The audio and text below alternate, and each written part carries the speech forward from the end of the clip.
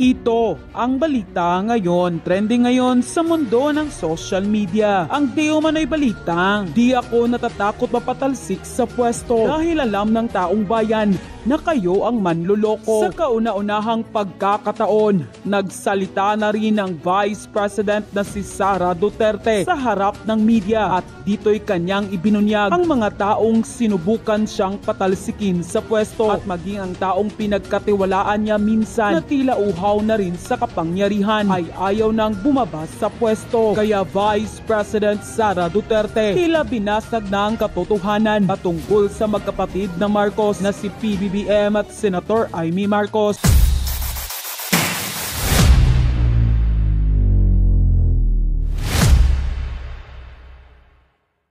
Ito na nga mga kababayan. Sa isang panayam, sinabi ni Vice President Sara Duterte, may gustong pabagsakin di umano ang pamilyang Duterte. Yan ang punot dulo ng niluluto di umanong impeachment laban sa kanya. Ayon mismo kay Vice President Sara Duterte. Ayon pa kay VP Sara, kahit pa raw i-deny ng Kamara ang planong pag-impeach sa kanya, ay ibinulgar na ito sa kanya ng ilan sa kanilang mga kasamahan. Pinag-uusapan nila, kahit na i-deny nila, pinag-uusapan ng members of the House of Representatives.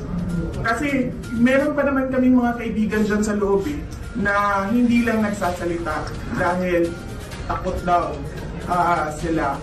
So sinasabi nila, it's openly discussed yung impeachment. Giit pa ni VP Sara, isa-isa na silang pinababagsak sa pamilyang Duterte. Mula niya kay dating Pangulong Rodrigo Duterte hanggang sa kanyang asawa na si Attorney Mans Carpio. Ito ang sabi ng Vice President na si Sara Duterte dahil sa isang malaking banta ang mga Duterte sa mga nais pang manatili sa kapangyarihan. They want to project the family as corrupt, as criminals, as walang kwentang mga tao, kundi para sa pansarili lang nila. And bakit pa? Bakit? And all because, sabi ko na dati, we are a threat to the perpetuation in power of people na interesado maging, sabihin na natin Prime Minister, kung matuloy yung niluluto nilang tsa-tsa o President, kung hindi maluto yung tsa-tsa nila. Dagdag pa ng pangalawang Pangulo, hindi siya takot na ma-impeach dahil hindi raw kawalan sa kanyang posisyon sa gobyerno. Dahil unang-una raw sa lahat, hindi niya naman raw ginustong maging vice presidente kung hindi lang nakiusap noon sa kanya ang magkapatid na si Bongbong Marcos at si Amy Marcos. Kaya napag-isipan ng vice presidente na pagkakataon nito na maipatuloy at matapos sana ang mga nasimulang big ticket project ng kanyang ama na si dating Pangulong Rodrigo Duterte. Sabi nila, hindi kami mananalo kung hindi mo tutulungan kami sa Mindanao at sa Visayas. Sabi ko sa kanila, okay sige, dahil maraming big ticket projects si Pangulong Duterte sa Davao City, sa Mindanao at sa ibang lugar pa ng ating bansa na gusto nating mapatuloy. Yun nga lang. Kaya nga, di ba, tumakbo kami on the platform of unity and continuity na hindi natin nakikita ngayon na saan na yung mga big ticket projects. Wala na lahat. Unappropriated. Dagdag pa ng Vice President na si Sara Duterte, kahit na matanggal pa siya bilang pangalawang Pangulo o maging alkalde ulit ng Davao City, ay sigurado namang hahabulin pa rin siya ng mga gahaman sa kapangyarihan. So alam nyo, kahit matanggal nila ako as Vice President, hahabulin nila ako until the day na maupo sila sa 2028. Pagbibigay diin pa ng Vice President na si Sara Duterte, hindi problema sa kanya sakali mang magkahiwa-hiwalay ang dating magkakasama sa politika dahil wala naman daw ang katiyakan sa larangang ito. Pero ang hindi niya gusto, ang hindi ko nagbugustuhan ay yung pambabastos. Yun. Pwede naman tayo maghiwalay sa politika huwag lang maging bastos. Pero nagsisisi kaya ang Vice President na si Sara Duterte na walang pagdadalawang isip at taos-pusong tinulungan niya noon si Marcos Jr. sa eleksyon na maging katandem niya sa tinaguriang unit team. Do I regret helping do you want to answer the question? Yes. Or ano ko? Samantala, pagkatapos lumabas ang balitang ito ay hindi naman mapigilan ng marami sa ating mga kababayan na magbigay ng kanilang hinaing at komento sa mundo ng social media. At ayon pa sa kanila, grabe talaga, sobrang ginamit lang ang dalawang magkapatid ang Vice President. Kahit ako or lahat kong kamag-anak, nagsisisi talaga kami sa kay Presidente na binutuhan namin sila. Kung hindi pa kayo unit team, ay ayaw ko na at alam kong hindi dahil sa inyo, hindi sa Presidente ngayon. Di ba ikaw pa ang masama? Sige lang, Vice President, nandito lang kami sa likod mo. I love Duterte. Kahit ano pang sasabihin nila, matatapos rin yung termino nila. Sobrang ganid nila sa kapangyarihan. Talagang nakapokus lang ang gobyerno na to sa pagpapalakas para sa kanilang kapakanan lamang, para lang manatili sa pwesto. Tandaan nyo, hindi mananalo ang kasamaan sa kabutihan at mabubunyag ang dapat mabunyag sa tamang panahon. Magsama-sama na sila, VP, Ma'am Inday Sara. Nasa likod mo lang lahat ang taong bayan. Ikaw pa rin ang ibuboto namin. Kaya naman binoto si BBM dahil kay Sara. Kung hindi sila nagtandem, hindi yan mananalo si Marcos Jr. Tuloy nyo lang, ma'am, dito lang kami, nakararaming Pilipinong susuporta sa inyong mga Duterte. Hindi sila magwawagi, taong bayan ang kinakalaban nila. Hindi mga Duterte, gawa ng kanilang kasakiman sa pansariling interes laban mga kababayan. #Protect Filipino, #We Deserve Better. Grabe, klaro pa sa sikat ng araw. Sobrang ginamit lang talaga nila ang Vice President na si Sara Duterte. Sobrang napakagahaman sa kapangyarihan. Lahat gagawin talaga nila para lang mapabagsak ng mga Duterte. Grabe na talaga tong gobyerno na ito. Ayan tuloy, nilabas tuloy ni VP Sara ang katotohanan. Kaya mismo na ang umami na hindi kayo mananalo kapag hindi nakipagtandem ang pangalawang pangulo. Tandaan nyo, hindi na kayo makakaulit pa sa amin. Tatandaan namin ang ginawa nyong pangtratraidor sa mga Duterte. Grabe, mas masahol pa kayo sa dilawan. Ninakaw nyo na ang pera ng taong bayan. Hindi daw politicing ang ginagawa ni Risa, pero ayaw bigyan ng budget ang OVP. Tapos pag may bumagyo, hahanapin si VP Sara. Kung walang pondo ang OVP, ano ang ibibigay? Paano magtrabaho ang VP kung walang pondo? Impeachment na gagawin nila dahil alam nilang mataas sa survey si Sara sa lahat ng sulok dito sa Pilipinas, at ito'y kinaalarma ng lahat ng kalaban ng mga Duterte. At pag nangyari na mananalo ang mga Duterte, ito ay kinabahala nila na maubos ang lahat ng koneksyon, maungkat at makasuhan ng lahat ng kukurap na politiko sa gobyerno. Huwag na tayong magpabudol pa sa susunod na halalan. Sayang lang talaga ang mga big ticket projects ng dating administrasyon na wala na parang bula. Ngayon, ilang taon na nakalipas, kahit isa walang nagawa ang Marcos Jr. sa Pilipinas. Kung mayroon man, hindi naman ito ramdam ng taong bayan. End quote. Ito po, no, VP Sara, nilantad na po ang katraidoran ng mga Marcoses.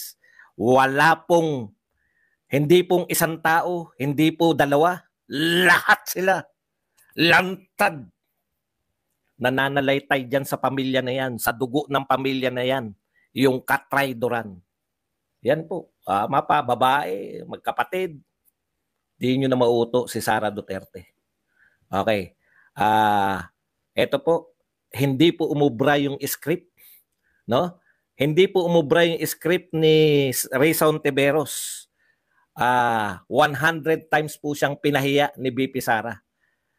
No, yung mga script nila noon, pinapaniwala nila yung sarili nila sa VP Sara, walang alam si VP Sara, ipapasa lang yung sagot. Hindi umubra yan. Yung scripted na mga atake mo. Yan po ang mga pag-uusapan natin. Pero bago yan, kung bago ka pa lang dito sa ating channel, mag-subscribe ka na. Dahil ito lang ang tanging channel na may kinikilingan, may pinapanigan. Una sa balita, una rin sa pagsusuri. Kaya ano pang hinihintay mo? Pindot na. Okay, pag-usapan natin, no? Alam po ninyo, opo, dinideklara ko po na lahat po ng gawain niya ni Risa Hontiveros is scripted. No? Dinideklara ko. Alam niyo yung mga tao, madali lang po makilala eh. Ito po, pasensya na po kayo kung magyayabang tayo ng konti, no? Kami pong, ngayon lang po, pagbigyan nyo lang po ako, kami pong mga matatalino, alam kagad namin kung yung tao may laman sa pagitan ng dalawang tenga. Ang patunay po na kayo ay matalino po. Yung tingin nyo pa lang sa tao. Hindi po yan nakukuha na ganda ng tindig nito, matalino to. Hindi po kami nadadaan sa ganun. Kahit na anong itsura mong panlabas, kaya ka namin hubaran once na magsalita ka. No? Yan, tapos na po yung pagyayabang ko. Pasensya na, yun lang po ang gusto kong sabihin. Kaya po yung mga nakaka-appreciate sa inyong lingkod, di po ba? Ay, yung mga tao na hindi nakaka-appreciate kay Badong, alam niyo na kung anong level ng utak niyan. Nakita niyo naman po yung mga tunay na matatalino. Ngayon lang po, pagbigyan niyo lang ko 1 minute lang. Para lang po na kaya po naming ma-distinguish once na nagsasalita na yung mga tao. Kayo, marami sa inyo na-appreciate yung ginagawa ko rito. Kasi hindi po, kahit bunginga ako, kahit naka-t-shirt lang lagi, no? Alam nyo na hindi sa itsura yan, eh. Di ba? O ganun din po, yung mga nagtataka yung marami bakit na kilala ko ng mga tao na bakit na-appreciate ako ng mga tao na mga mukhang matatalino. Pero yung mga tao na na alam nyo na nagtatali-talinuhan lang, di ba? Hindi nila kayang i-appreciate. Ganun po kami. Tapos na po Balik na po ako sa dati na hindi, pagbigyan niyo lang ako kahit 1 time lang. Kasi ganito po yan eh. Unang tindig pa lang po niya ni Risa Ontiveros, si Leni Robredo. Alam ko na po yan. Walang laman po yung sa pagitan ng dalawang tenga niyan. Alam niyo kung bakit? Ito kay Risa Ontiveros, kalimutan na natin si Leni. Nadadaan lang po niyan sa script. Lahat po yan scripted. Bakit ko po nalaman ngayon? Bakit ko po napatunayan na hindi umubra yung script ni Risa Ontiveros? Alam niyo yung gagawin niya, no? Alam niyo yung gagawin. Ipapahiya niya si BP Sara. Akala niya hindi kayang sagutin ni BP Sara yung mga katanungan niya. Lahat ng posible. Ang pag-aaral po ng script, paano pag ganito ang sinagot? Ito ang banat mo. Paano pag ganito sinagot? Ito banat mo. Na-cover na nila eh. Ang banat ni BP Sara, wala dun sa script nila. Ang banat ni BP Sara, atake. Ang banat ni BP Sara, alam niyo po ang banat ni BP Sara, sa totoo lang, thank you very much muna kay Pam de la Cruz na nagbigay sa atin ng $5. Ang banat ni BP Sara, kontra-atake sa kanya. Ito ay ginagawa mo dahil pinopolitika mo yung budget hearing. Di ba? Tapos may atake pa. Ganyan po yan eh. Kaya po ng matatalinong tao yan na i-disregard kung ano yung tinatanong mo at atakehin kita. Kumbaga, sa debate po, kung sino yung nagdadala ng usapan, no? Kung sino yung may kakayahang magdala ng usapin, yun po ang mananalo sa isang debate. Lahat po yan debate sa mga matatalinong tao, simpleng diskusyon, no? Si BP Sara, nadala niya yung debate sa gusto niyang dalhin. Saan niya dinala? Ang lahat ng mga sinasabi mo ngayon ay pinopolitika mo yung budget, no? In-expose niya. Hindi naman tinatanong ni Risa Ontiveros yung mga sinabi niya, no? Yung sinabi ni Risa Ontiveros, in-expose siya ni BP Sara. Bakit ko nasabi na pinopolitika to? Eto sinabi mo to. Noong Akbayan Congress, sinabi mo na hanggat nasa power ang Vice President, anak ni Digong, ay nakakatakot, may chance na bumalik. So, ikinawing, completely ignoring yung tanong ni Risa Ontiveros, ganun po kahenyo si BP Sara. Ipapakita ko lang po sa inyo kung ano yung ginawa ni BP Sara. Nagtatanong kunwari si Risa Ontiveros para itrap si BP Sara na lahat naman yung proyekto mo na yan, dapat hindi na binabudgetan. Ang script ni Risa Ontiveros, palutangin na redundant. Bakit pa tayo magbabudget kung mayroon na pong ginagawang ganyan? Halimbawa, yung sinasabi mo burial at medical. Meron na pong proyekto niyan yung gobyerno. Bakit ka pa kinakailangan separately budgetan? Ganyan po kabastos. Ganyan po yung script ni Risa Ontiveros. Ganyan niya po ipapahiya sana si BP Sara.